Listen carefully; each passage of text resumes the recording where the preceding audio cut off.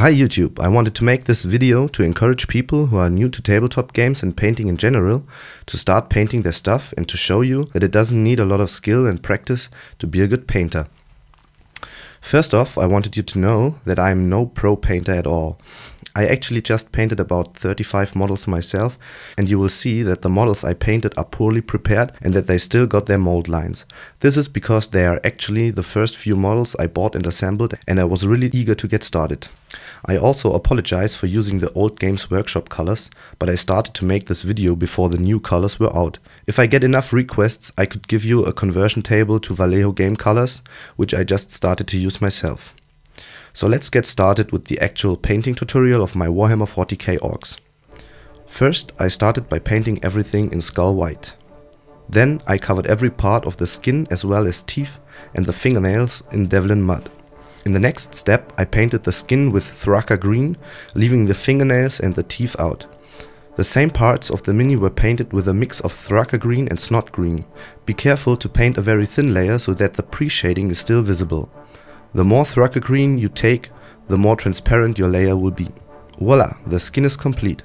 Note that every layer of the skin needs a good amount of drying before you can apply the next layer, because the washes take quite a long time to dry. Now it is time to paint the clothes, weapons, hair and all parts which are not skin in Chaos Black. After that I applied a dry brush with Codex Grey for highlights. You can leave out all parts you want to paint with metal colors like the weapons. That's all for the clothes. The next step was to paint the rings and weapons with bolt gun metal. Now it's time for your secondary color to bring out the details on all the black.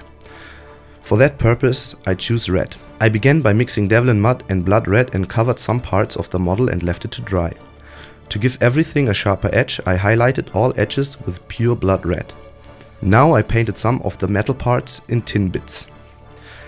Then I gave a very light dry brush to all metal parts, no matter if they were painted bolt gun, black or red.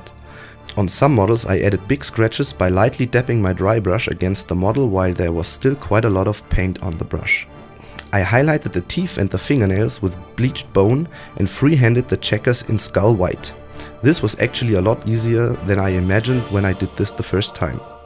Then I painted some leather parts and the base of the model with bestial brown. The leather was then washed with Badab black.